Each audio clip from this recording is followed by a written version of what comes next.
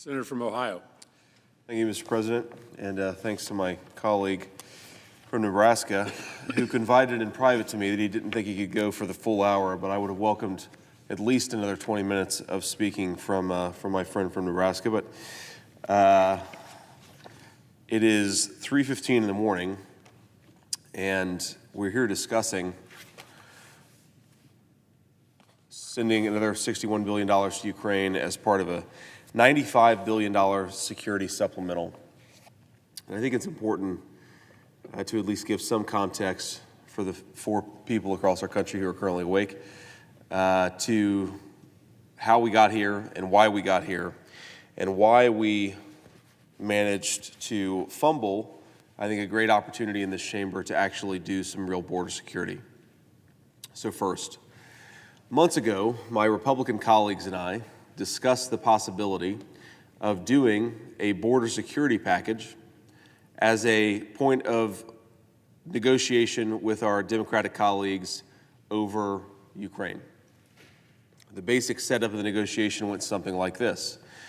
Republicans are unified, at least allegedly, in our view that the border is a national security crisis. This is allegedly a national security supplemental, and the border is the most important national security issue that we confront. And on the flip side, Democrats are united in their view that Ukraine must receive another $61 billion or even more of American aid. And there were the seeds of a potential deal that could be cut between Senate Democrats and Senate Republicans. Now, there are a few problems with this, as we learned. The first is that while our Democratic colleagues might agree that the border has some problems, they apparently do not agree that it is quite the same crisis that we do. That's one problem. And another problem is that apparently our Republican colleagues are not nearly as united as we thought that we were or as we pretended to be.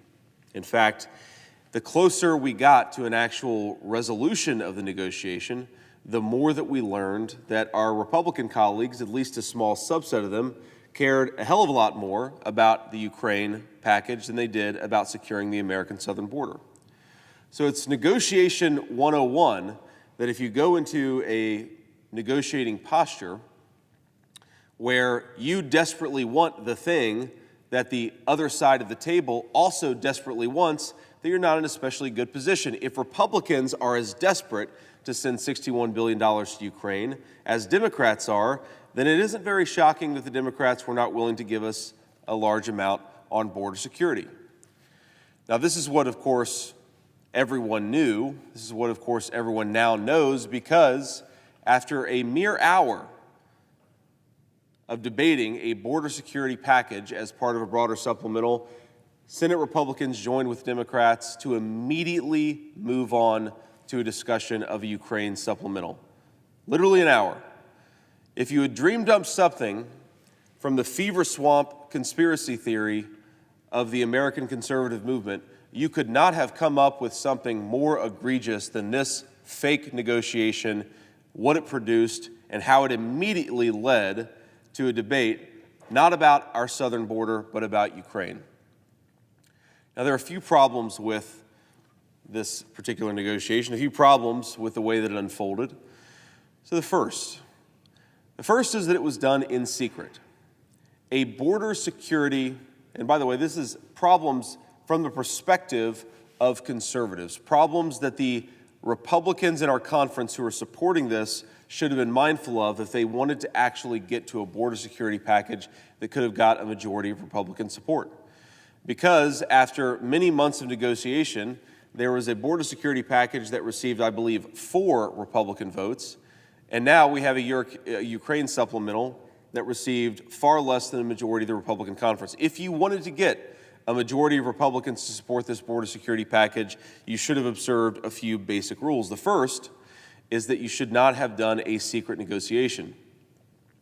Many of our voters, many of our colleagues are mistrustful of secret negotiations. They're mistrustful of the people who participate in secret negotiations, because if you're not getting the details of a plan out as it unfolds, you're not doing it 2 things. First of all, you're not actually allowing the people who know immigration law best within the conservative movement to understand what's in it, to offer feedback, to try to improve the bill, to ensure that whatever text is coming together actually matches the terms of an alleged negotiation deal. Two, you're denying the American people an opportunity to actually understand what's in the border security deal that's unfolding. Three, you're denying Senate colleagues a real opportunity to debate the merits as they come together.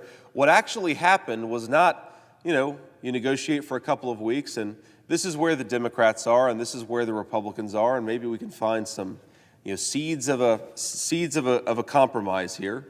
What actually happened is that after months of negotiation, Senate Republicans started asking, well, what's in this deal? What shape is it taking? What have the Democrats given? What have the Democrats asked in return?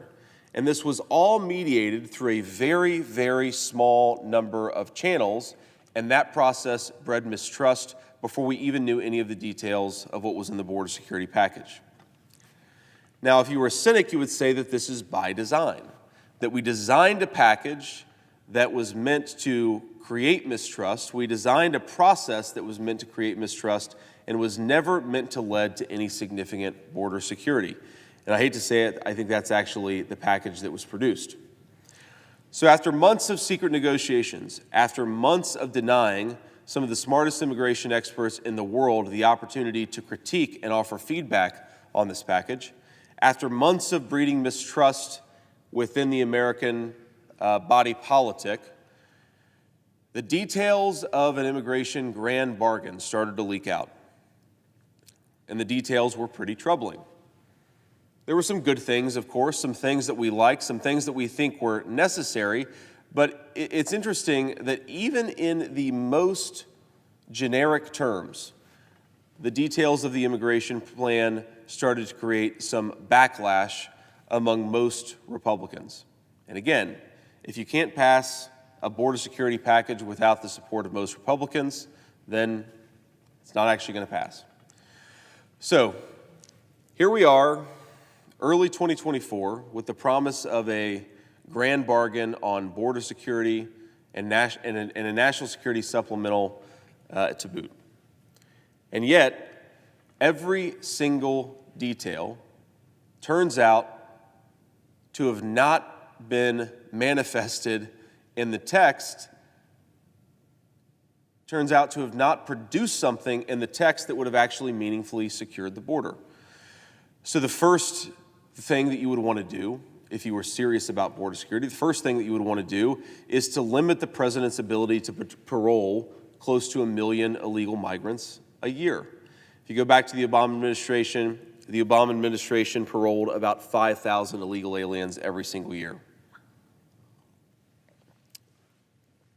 Senate Republicans think that's too much, but 5,000 a year is far less than the 750,000 or close to 1 million a year that the Biden administration has decided to parole. Now, it's not just the direct effect that you are taking close to 1 million people a year who have violated our immigration laws and given them what amounts to effective legal status. You are also sending a message all across Central America and all across the world that America is open for business. This is why when you put a camera or a microphone in front of somebody who's crossing the southern border illegally and say, "Why are you coming now?" they will say, "Because Joe Biden and Kamala Harris invited us in." The parole policy has thrown open the floodgates, and this grand border compromise contained almost nothing that would meaningfully reduce the number of paroles that the President of the United States can issue. It required a report, I believe, but nothing that would limit the President's discretion to grant parole en masse as he has done for the last 3 years of administration. That was the first problem. The second problem is that the grand border compromise did very little on the question of asylum. It pretended to do something on the question of asylum. It changed the asylum standard. It increased that standard from a credible fear to a reasonable fear, but it also changed who is enforcing that standard to CIS agents who are among the most pro-asylum people in the entire United States government. So you change the standard, but you make it much easier. You create a person who's enforcing that standard that has almost no reason to meaningfully enforce American asylum laws. Now, why is this a problem? Well, because we have, fundamentally at the United States southern border, an economic migrant crisis that is pretending to be a massive asylum crisis. People who are traditional economic migrants, they come into our country at ports of entry or elsewhere. They claim asylum. They say that they are persecuted. They say that they are fleeing persecution. And then the asylum officer usually will tell them, you have to come back in 6 years or 12 years or however many years down the road to have your case adjudicated before an immigration law judge. And of course, for those 10 years, maybe more, that they're in the country, they effectively have legal status. They are in our country, and many of them never show up for their court date, even though the court date is years later. So the asylum process has turned millions of economic migrants into alleged asylum claimants. And I find it interesting that when you look at what's actually coming, at who's actually coming across the southern border, it's very, very often young men between the ages of 20 and 35, unaccompanied by women or children. Because if we know anything about world affairs, it's that when people are politically persecuted, it's always the young, unaccompanied men who are the most politically persecuted, not the women or children. And my colleagues will forgive my sarcasm there. Why is it that the people who claim the greatest persecution, the people who are flooding across our southern border, why are women and children so poorly represented among them? Because this is not about asylum, and this is not about political persecution. This is about manipulating America's laws to turn an economic migration crisis into an asylum crisis. It's a legal arbitrage that immigration attorneys in the United States of America have cooked up. And oh, by the way, one of the great things about the Grand Border Compromise is that we decided to pay immigration attorneys who are undercutting our immigration laws massive amounts of legal fees from the American taxpayers. Because why not have a handout for the immigration attorneys who have helped create a system where we undercut our immigration laws? That was the second major problem with the Grand Border Compromise. A third major problem with the Grand Border Compromise is that it did not meaningfully increase the president's authority or, frankly, force the president's hand into deporting anyone who is currently here illegally. Just a couple of weeks ago in New York City, a group of illegal immigrants violently assaulted a police officer. Those people, as far as I know, are still in our country because we don't deport people.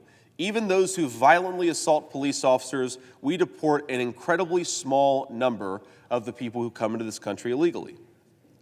A fourth problem with the Grand Border Compromise, cooked up by my colleagues, is that it had an emergency border shutoff authority, which was really an admirable effort to force Secretary Mayorkas and the president's hand. And the way it went was basically something like this. If border crossings reach a certain threshold, 5,000 a day, I believe, in the text that we received, then there's an emergency shutdown authority that applies for a certain number of days per year, 270 days in the first year, less in the second year, and less in the third year. Now, that sounds not too bad, right? Once you hit a certain threshold of illegal border crossings, you should shut down the border. I happen to think that number should be close to zero, but whatever, opinions will differ on how we should, on where we should set that authority. And yet, that authority set at 5,000 a day, which effectively says that you can have nearly 1.9 million illegal aliens come into the country before you trigger that authority.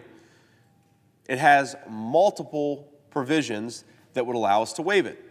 So it has a 45-day emergency waiver authority for the president.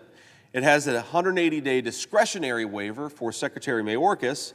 And for those who are good at math, 180 days plus 45 days is 225 days. So of a 270-day a 270-day border emergency shutdown authority, 225 days can be waived by the president or the secretary who refuse to enforce our immigration laws. That's not much of an emergency authority if they could only have to use it 45 days in the first year, given what's going on at the American southern border. The fundamental problem, as so many of my colleagues have recognized and so many of my colleagues have noted, is how do we get Joe Biden and Secretary Mayorkas to enforce the border law when they clearly don't want to? This is a forcing functionism. The real negotiation here, as was obvious to anybody from the start, was how do we force Joe Biden to do his job? And what leverage do we have in order to force that very thing? Instead, we went into it, a negotiation where, again, it was in secret, and where our colleagues who were negotiating fundamentally didn't understand or didn't enforce this fundamental insight. They wanted to give Joe Biden additional authorities. Well, he might not use those authorities even if you give them to him. They wanted to give Joe Biden a number of discretionary get-out-of-jail-free cards, where even if you create authorities for him to enforce the border, you give him the discretion to get out of it. But we don't need to be granting Joe Biden more discretion. We need to be constraining his discretion, because it's Joe Biden's discretion that has led to the border crisis that we have. Now, a number of my colleagues have mentioned the terrible consequences of the border problem and what it looks like for so many of our citizens. There's no overstating the catastrophe that's going on at the American southern border. There's the fentanyl crisis that is killing over 100,000 citizens of our country. Of course, the fentanyl is now transitioning to other drugs, just as the heroin transitioned to the fentanyl, just as the prescription pills transitioned to the heroin. One of the many gifts of our wide-open southern border is a virtually limitless supply of increasingly more powerful synthetic opioids to kill our citizens. If you read anything about the history of the opium war, you wonder if we're witnessing right now the reverse opium war, where precursors to synthetic opioids come in from communist China, the Mexican drug cartels manufacture them, and then ship them across the southern border. If you were actually serious about addressing this crisis, the first thing that you would want to do is limit Joe Biden and Secretary Mayorkas' authority to open the floodgates and invite millions of illegal aliens into this country. Limit their discretion. That was always the only pathway to meaningful border enforcement under this administration. As so many of my colleagues have mentioned, Joe Biden clearly doesn't want to enforce the border. So, ladies and gentlemen, how do we force the president to enforce the border? And the basic deal that was offered by a number of my colleagues and friends went something like this. If the Democrats are so desperate to send another $61 billion for Ukraine, then what we could do is meter the money based on border enforcement metrics. This is, in fact, what was discussed in the Republican conference, and it received support from Ukraine supporters like Jim Risch and Ron Johnson, to people who are more skeptical of the conflict, like me, to people who are in the middle, like Ted Cruz. The basic idea was we are going to force, as much as possible, Joe Biden to enforce the southern border, and unless he gets illegal border crossings under a certain level, using his existing authority, maybe with some additional tools, then we will not provide support to the security supplemental. In other words, if he wants his $61 billion for Ukraine, Joe Biden's going to have to do a little border enforcement, despite the fact that he obviously doesn't want to. That was the deal that we thought was on the table, and that, unfortunately, was not the deal that was actually on the table once it was advanced by our leadership team. And, of course, on Sunday night, February 4th, we received the text of the Grand Border Compromise. And typically, with a field of law as complicated as immigration, you would expect days, weeks, months of committee markups, of debates, of negotiation over text, of trying to understand how one provision influences another provision, how another provision affects the other. This process of legislative policymaking is what was completely short-circuited by this secret negotiation. So on Sunday, the text dropped, and on Wednesday, we were expected to vote on it. So for 3 days, from February 4th until February 7th, my staff, and I imagine the staff of nearly every Republican member, worked long nights to try to understand what was actually in the border security package. They identified many of the problems that I just repeated, that actually existed with the policy, that even where it looked good on the surface, it very often contained provisions where Democrats had frankly out-negotiated Republicans.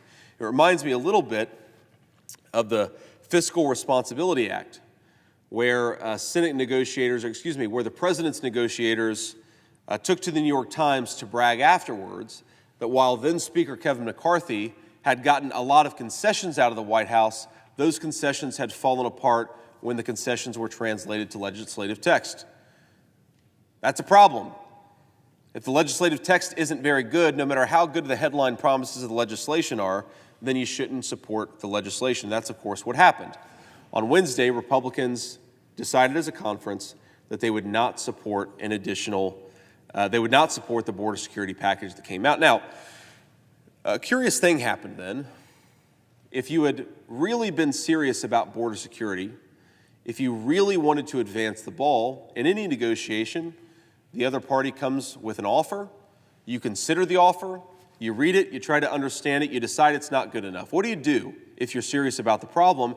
You then go back and say, well, you know what, this just isn't good enough. We need to keep going down this pathway. We need to keep on fighting for a way to secure the border, but that never happened. And why that never happened is because too many within the Republican conference were desperate for money for Ukraine, so desperate that they were willing to short-circuit any meaningful border security. That is the fundamental truth. As much as I am frustrated at my Democratic colleagues for not doing more to secure the border, as much as I am frustrated for Democrats writ large and the President of the United States for not doing his job, on this particular negotiation, the simple truth is that too many Senate Republicans cared far more about Ukraine than they did about their own country. You heard it earlier this evening, when one of my colleagues said this was the most important vote that any of us had ever taken in the United States Senate. I can't imagine what leads a person to think that sending $61 billion to Ukraine at this moment of crisis for our country is the most important vote that we have taken. My God, maybe we should take some far more important votes that actually solve the problems that confront this country. Maybe we should confront the mental health crisis in our country, the fact that our teenagers seem to have rising depression rates, the fact that our young people have rising suicide rates, the fact that we have a wide open southern border, the fentanyl and sex trafficking crisis.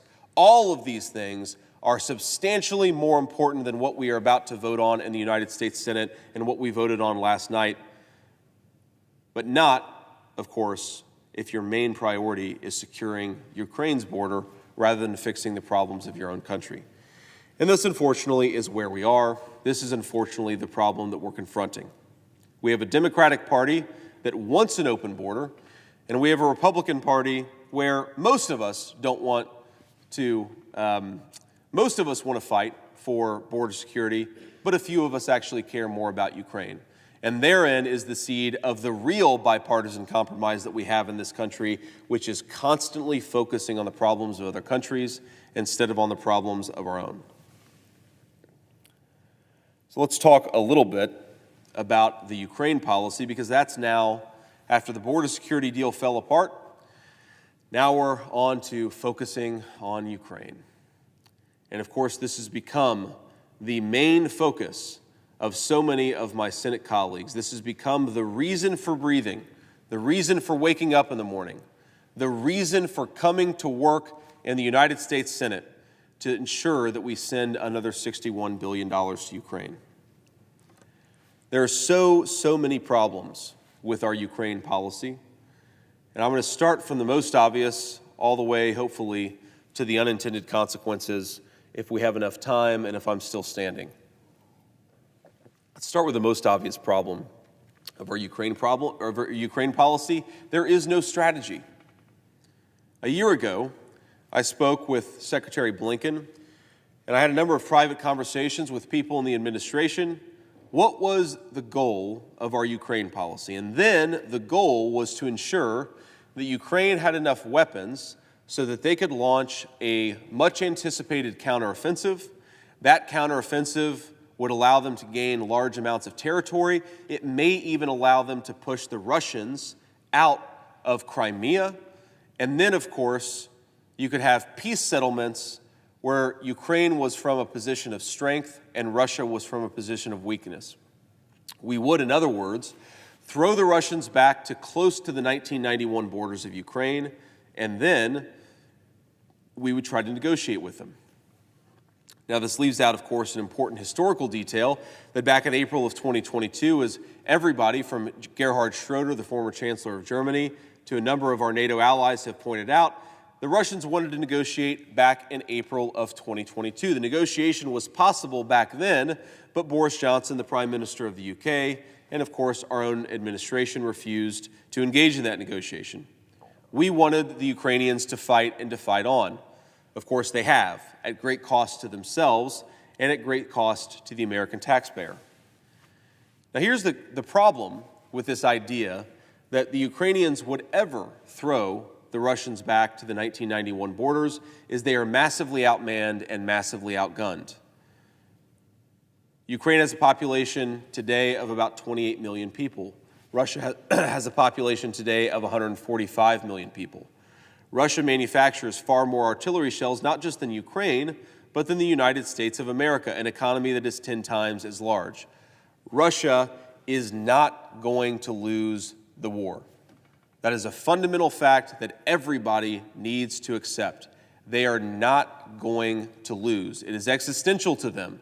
It is the main focus of Vladimir Putin. They are bigger and they have more weapons. So the question then becomes, how do we preserve as much of Ukraine as possible?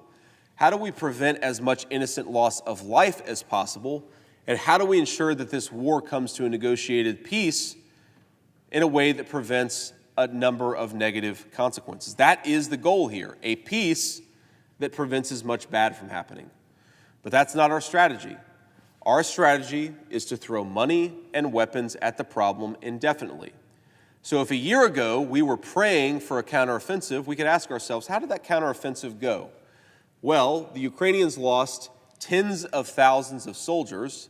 They gained miles of territory, not hundreds of miles, miles of territory in a country that's massive. And they lost some of their best troops and some of their best equipment. That was the result of the counteroffensive. That was the linchpin of American strategy. So, having failed to accomplish what we set out to accomplish, did we say, well, maybe our experts are wrong? Maybe we should revisit some of our assumptions? Maybe we should design an actual strategy that's achievable? No, we just moved on to the next thing. Without even blinking an eye, without even addressing the American people, the Biden administration just went on to the next thing.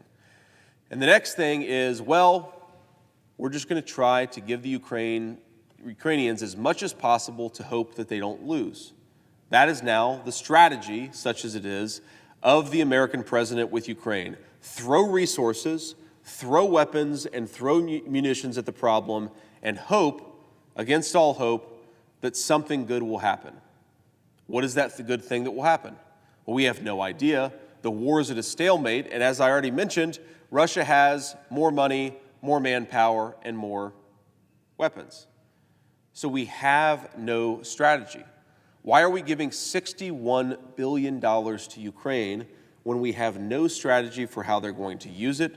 We have no sense of how they're actually going to bring this war to a close, and we have no realistic possibility of getting to any reasonable goal within any reasonable time frame. We are America's legislative body. Our only real role in foreign policy is to approve nominees that the president makes to his own government, posts, of course, that have importance in foreign affairs. That's number one. And number two is we control the purse strings. And that point of controlling the purse strings gives us leverage to ensure that the people's business is actually being done. What are we doing with that leverage here? We're writing effectively a blank check with no guarantee that it will produce a strategy, with no demand that the president actually tell us what this $61 billion is meant to produce. We know where this is ended, where this will end, ladies and gentlemen. We know exactly where this road ends. This road ends at some kind of a negotiated settlement. The only question is how many Ukrainians die before we get there, how many American dollars are wasted before we get there, and how many American weapons are spent not for our own national security, but for the national security of another nation. That is it. How much death and destruction do we promote on the path to peace? And my answer is we should be promoting as little as possible. We should be promoting a negotiated peace. We should be trying to get there as quickly as we possibly can. Where, I wonder, is the anti-war left? It's interesting that in Washington, D.C. in 2023, 2024, you hear a whole lot about the bipartisan consensus of Ukraine. And yet you never hear people asking, where is that bipartisan consensus led in the past? I am 39 years old. In the 1970s, the bipartisan consensus was lined up behind the Vietnam War, a conflict that killed nearly 60,000 Americans over the span of a decade and a half. In early 2000, the bipartisan consensus was that not that we should knock out Osama bin Laden's terrorist network in Afghanistan, but that we should rebuild Afghanistan into a flowering Western-style democracy.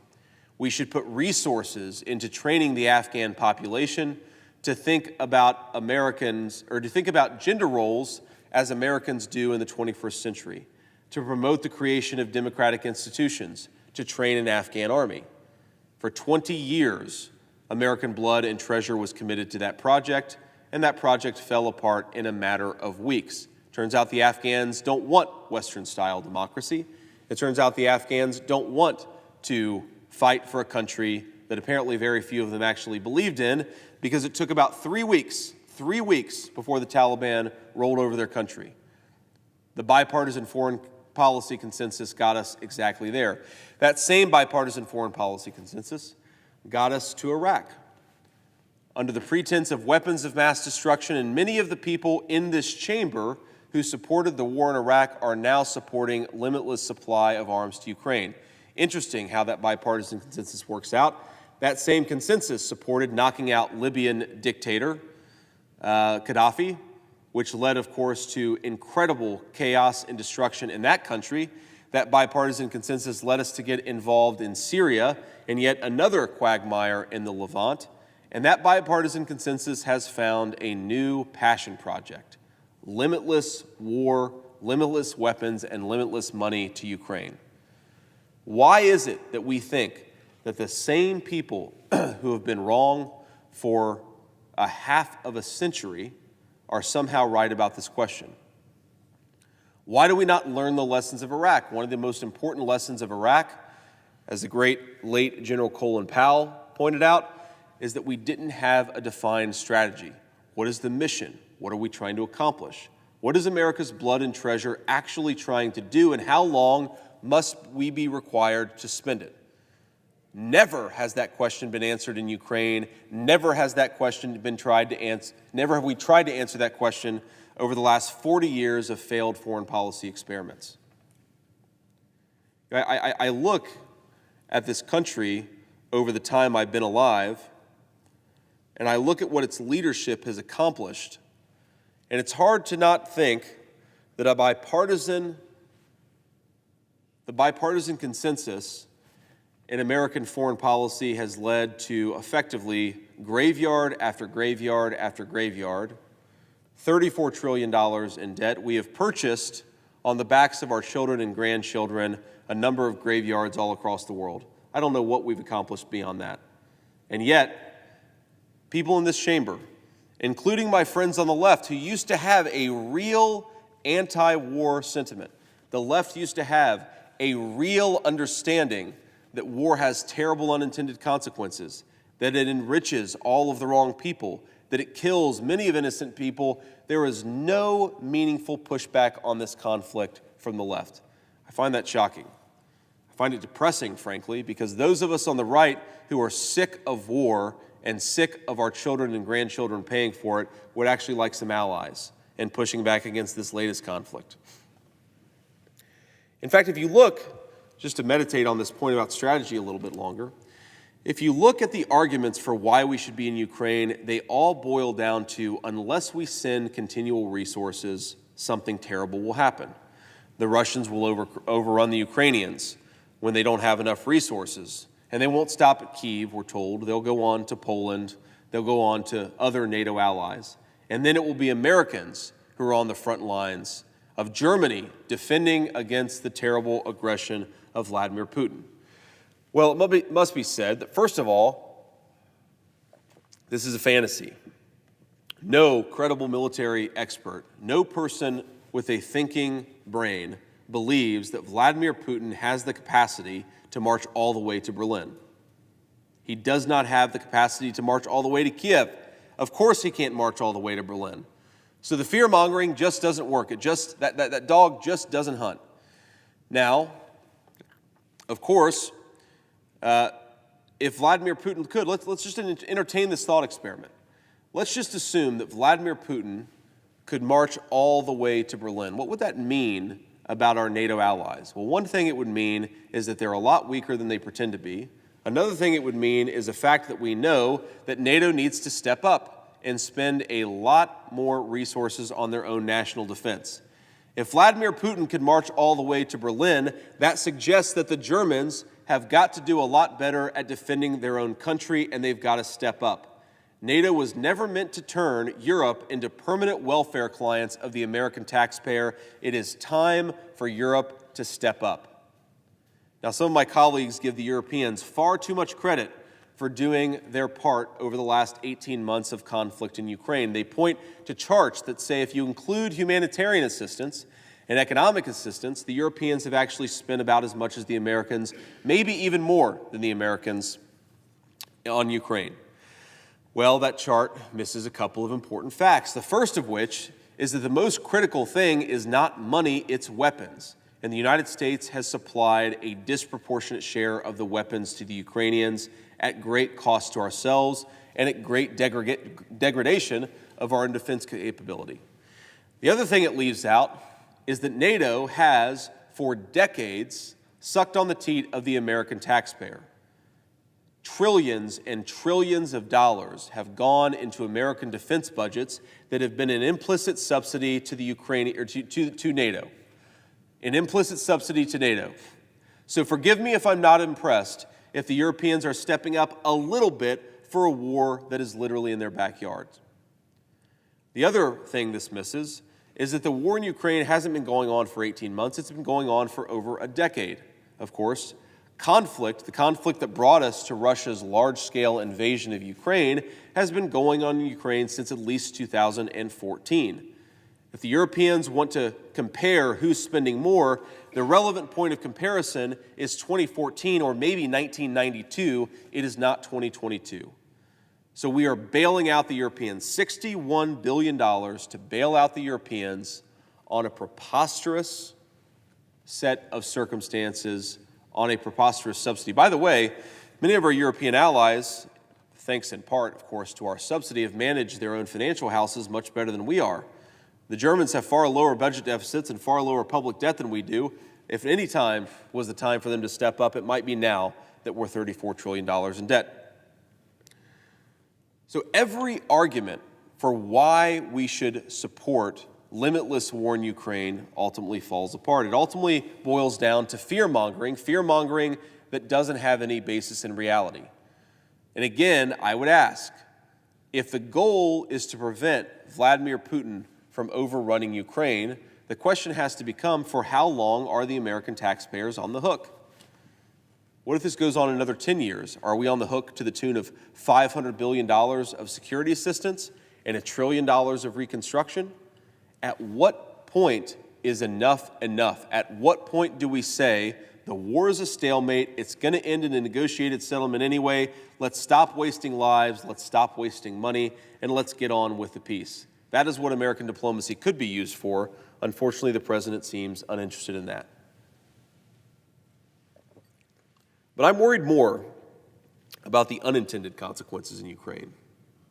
A friend of mine made the observation today, actually, in a public conversation that I hosted, that we are seeing the acceleration of an economic and military alliance that will challenge the United States over the coming decade and the coming generation.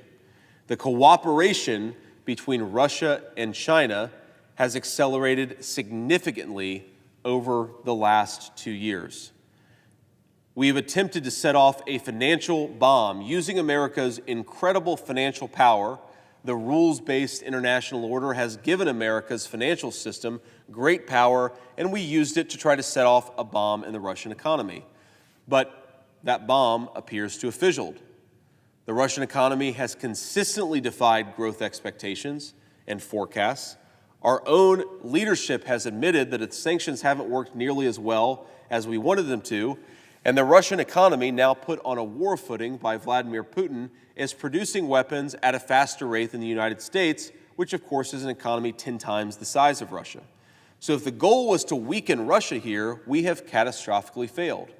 What we have done actually is created an alternative financial system around Russia, China, and other countries, and we've created an accelerating military alliance between two of our most dangerous adversaries in the world. That is the net effect of our policy. That is unintended consequence number one. Unintended consequence number two is that we are, at this very moment, destabilizing governments all over the world with higher fuel prices and higher food prices.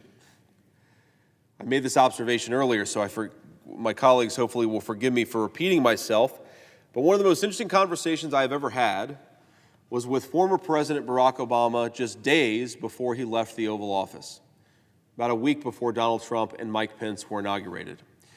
And Obama made the observation that though he was obviously more a fan of, call it mass migration than I am, that he knew that if you created too many immigration pressures in a country, it could destabilize that country. And he made this observation in the context of the 2015 European refugee crisis, telling me, and I'm paraphrasing here, and I don't want to violate any confidences, that he felt that the 2015 refugee crisis had actually destabilized a number of European governments and, in fact, had led to the election of his political adversary, Donald Trump, in 2016. Well, I thought that was a smart and insightful observation from the former president. Of course, I disagree with his politics and his immigration policies, but it was an interesting and very self-reflective observation.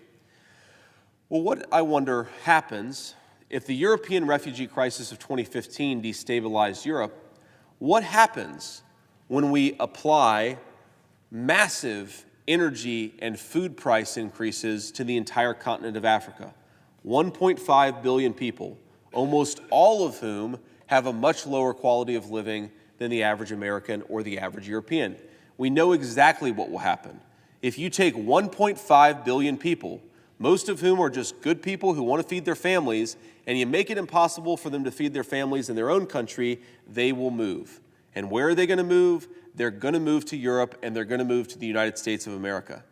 Can we, at a time of a historic border crisis, possibly absorb hundreds of millions, at the very least millions of starving people moving? And why are they starving? They're starving because Eastern Europe is the breadbasket of the world, especially that part of the world, and grain prices, barley prices, wheat prices have skyrocketed over the last 2 years. We are creating the predicate for a refugee crisis that will destabilize Europe and destabilize the entire world. We're also, while we're at it, enriching Vladimir Putin. While we spend $61 billion in Ukraine, we're enriching Vladimir Putin with idiotic energy policies. We're actually funding both sides of this conflict. Putin's economy depends substantially on natural gas, on petroleum. And our energy policies, our refusal to empower America's energy producers, the Biden administration just a couple of weeks ago blocked additional exports of liquid natural gas. That enriches Vladimir Putin's Russia. Every time you take an action that drives up the cost of energy, you are enriching Vladimir Putin's Russia. So with the one hand, we pursue energy policies that enrich Vladimir Putin, and with the other hand, we send $61 billion to Ukraine. I don't think we should fund either side of this conflict, but it is the height of idiocy to fund both sides of the conflict simultaneously, and that is exactly what we are doing thanks to President Joe Biden's energy policies. Another unintended consequence, we've already seen this, by the way. Allied governments in Slovenia, in Poland, and other countries are under an incredible amount of pressure because food prices and energy prices are really high. Food prices and energy prices destabilize governments. How many American allies will have their country's politics destabilized because we are pursuing policies that ensure higher food and higher energy prices? Inflation is bad in the United States. Inflation is bad in part because we are pursuing policies in Europe that inflame the costs of food and energy. It's always funny when I hear my Democratic friends say that inflation is not Joe Biden's fault. It's the fault of what's going on in Eastern Europe. Well, if Joe Biden was a little bit smarter and used diplomacy more aggressively, perhaps what's going on in Eastern Europe would not be quite as prolonged, and perhaps we could bring it to a quick close. That's unintended consequence number 3. We are impoverishing our own people on this conflict. $34 trillion in debt. We are on the hook now for close to $200 billion to Ukraine, but that doesn't count the reconstruction assistance they will certainly need. That doesn't count the numerous ways, energy prices, food prices, that this conflict is putting pressure on the wallets of American citizens. It doesn't count all of the ways in which we are distracted by a conflict in Eastern Europe and are unable to pursue smart policies elsewhere in the world. We are impoverishing a generation of Americans. We are making it harder for them to achieve their American dream, and we're doing it to empower defense contractors and to bring a war to effectively a never-ending stage. Because that's what's happening. We know this conflict has no end in sight. We know that only America, using its diplomatic power, could apply the leverage necessary to bring it to a close. We are instead using our financial, military, and diplomatic power to prolong this thing as much as possible. There are other unintended consequences, and I worry that we have no statesmen left at the senior leadership of this country. For a generation, we have been told that the important thing is to thump our chest, to talk tough, to act tough, but not actually do the things that are necessary to strengthen our country and make our country more powerful. You hear my friends on both sides of the aisle say that if we don't show resolve in Ukraine, that it will invite Xi Jinping to invade Taiwan. And of course, I believe that a Taiwanese invasion by Xi Jinping would be one of the worst things that could happen on the world stage for our country. Our colleagues are right to worry about it. But the argument is that they will invade, the Chinese will invade unless we show resolve in Ukraine. But the unfortunate truth is that the Chinese don't care about our resolve, they care about our strength. In classical foreign policy schools, deterrence is the combination of resolve and capacity. You have to both want to do something, but most importantly, you have to have the ability to do that thing. And we have no capacity to deter the Chinese in East Asia and help the Ukrainians fight a war in Eastern Europe. For many generations, our leadership shipped our industrial base, our manufacturing jobs overseas, and that has left us in a place where we don't produce enough weapons.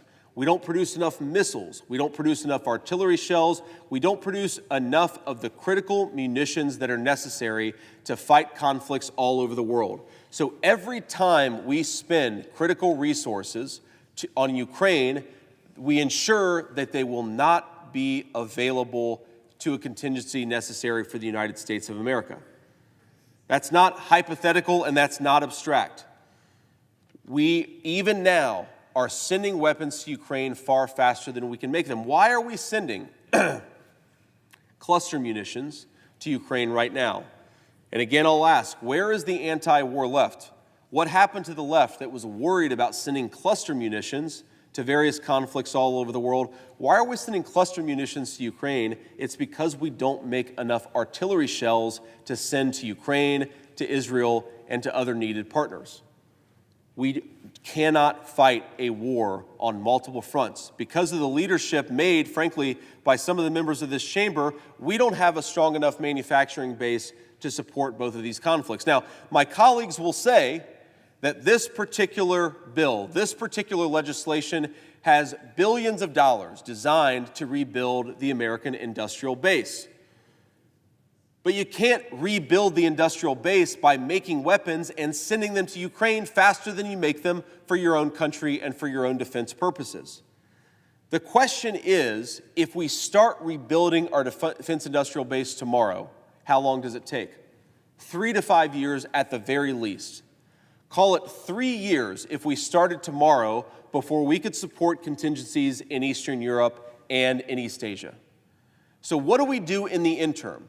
When our country, by every metric, does not produce enough weapons to support a multi-pronged conflict, what do we do in the interim? The solution and the answer, apparently, of this chamber is we send everything possible to Ukraine. We get as much as possible to Ukraine. Consequences, let's not worry about those. Let's not worry about the fact that we do not have enough weapons to deter aggression all over the world right now, and we have no viable pathway of getting there for the next 3 years. I think that a lot of my colleagues are living in a boomer paradise where America can do everything all the time without limits and without constraints, and that is not the world that we live in. Frankly, it's not the world we live in part because decisions made by people in this chamber and the leadership of this country over the last generation. But we are in this situation. Let's rebuild our own country before we overextend ourselves in a multi-pronged conflict. I mean, this is something out of every history book for how empires fail. Countries allow themselves to become eroded. They allow internal division to weaken their resolve. They allow economic might to degrade. And then, at the point when they're weakest, they overextend themselves militarily. That is where we are right now. We are at the weakest point in a generation. In the 1980s, our relative power in manufacturing was significantly stronger than it is today.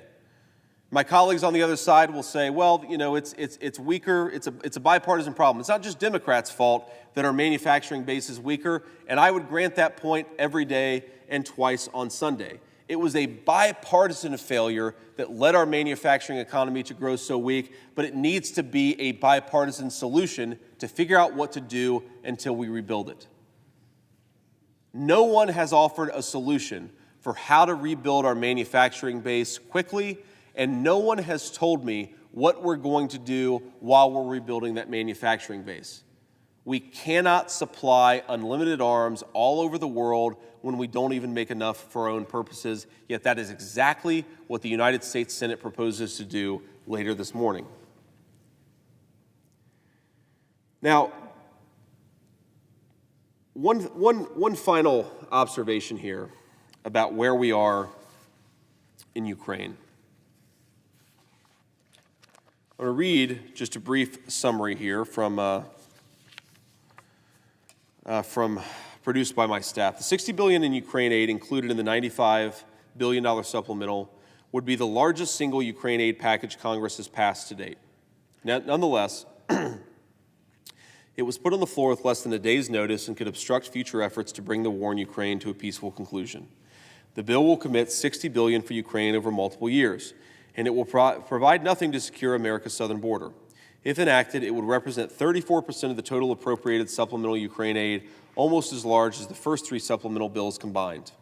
It represents a 26% increase over the largest previous supplemental bill at a time when Ukraine's prospects on the battlefield have grown significantly worse.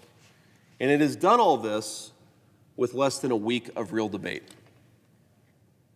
I'm trying to think of any amount of money that we've sent where we have not adequately debated, reviewed, amended, and corrected such a large spending package to Ukraine or to any other country. I mean, normally these bills, spending $100 billion of American taxpayer money, normally you might expect a real debate. We received text on this on February the 7th. Wednesday, February the 7th is when we received final text on the package that we're voting on today. $100 billion and 5 days of debate, most of which, of course, was occupied by the Super Bowl media cycle. The American people have been deprived of an actual debate on these matters from their elected legislature. The United States Senate has deprived them of the debate, and why? I don't know why. I think maybe the reason why we are pushing this so quickly is because a few of my colleagues are desperate. They are desperate to get to Munich next weekend and tell the leaders of the world that, yes, they did not secure their own southern border, but they did the most important thing. They got the $61 billion to Ukraine. It's shameful. It is shameful to conduct foreign policy through blank check writing to never-ending war, and it is extra shameful to do it while ignoring the problems of your own country. Madam President, can I ask how much time I have? The senator has 4.5 minutes remaining. Great. Well, I hate to keep my distinguished colleague from Utah waiting, but I will keep going here for another few minutes. I want to make, in the time that I have remaining, a political observation. When you craft legislation that is 370 pages long, and you deprive the American people and your Senate colleagues of a debate, you oftentimes find that there are things in the legislation that were unintended, or maybe they were intended, but they should have been corrected and taken out. In 2019, the United States House of Representatives impeached Donald Trump under a spurious and ridiculous argument, but the argument went something like this: that there was money that had been appropriated under the USAID, the Ukraine Security Assistance Initiative. The USAID had appropriated money, and Donald Trump refused to spend it exactly as it had been required in law. And the argument is because he had violated this appropriations requirement, and because of some of the requirements of the Impoundment Control Act, Donald Trump had violated the law and had to be impeached. It was a ridiculous argument then. It is a ridiculous argument now. But I find it interesting that given that Ukraine aid is a hotly contested political item for the 2024 elections, and given that Donald Trump was already impeached for the exact same reason, that so many congressional Republicans seem desperate to tie the president's hands in the next administration. Because built in to this Ukraine First supplemental is money that will be spent in 25 and 26. Money, just as in 2019, that was appropriated and will tie the hands of the next administration. And whether it's a Democrat or a Republican, I think we ought to empower the next administration to do diplomacy as they would like to. So for my colleagues who are desperate to send $61 billion to Ukraine, one request that I would make, because this is going to come back from the House will not pass this package as it exists. One request that I would make is let's cut off the funding at the end of 2024. For my Republican colleagues, it may save Donald Trump a spurious impeachment trial. For my Democratic colleagues, it may save the next president the ability to conduct diplomacy on his or her own terms.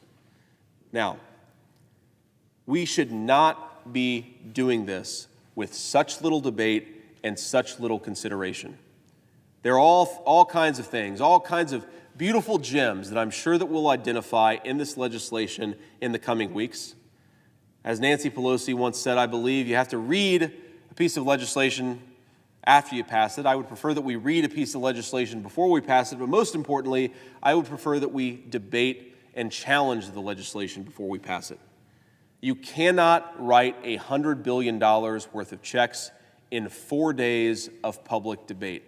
You need more time, you need to correct it, you need to fix it, you need to address the problems, like what I've just mentioned, that we put an impeachment time bomb for the next Trump administration in this legislation. You need to fix problems like this. And a real process is how you fix it. Now, I appreciate that some of our colleagues prefer a fake process because that process has empowered Senate leadership. Well, you know who it hasn't empowered? It has not empowered the American people. This is ridiculous, and this is ultimately, in my view, a farce. One final observation that I'll make, recognizing that my time is short, is that I've been a United States Senator for a year. It's the professional honor of my lifetime. And I serve across the aisle with distinguished colleagues, with brilliant people, with people who are publicly minded despite our disagreements. But I think this process is an insult to them. We can do better. We should do better. Thank you, Madam President.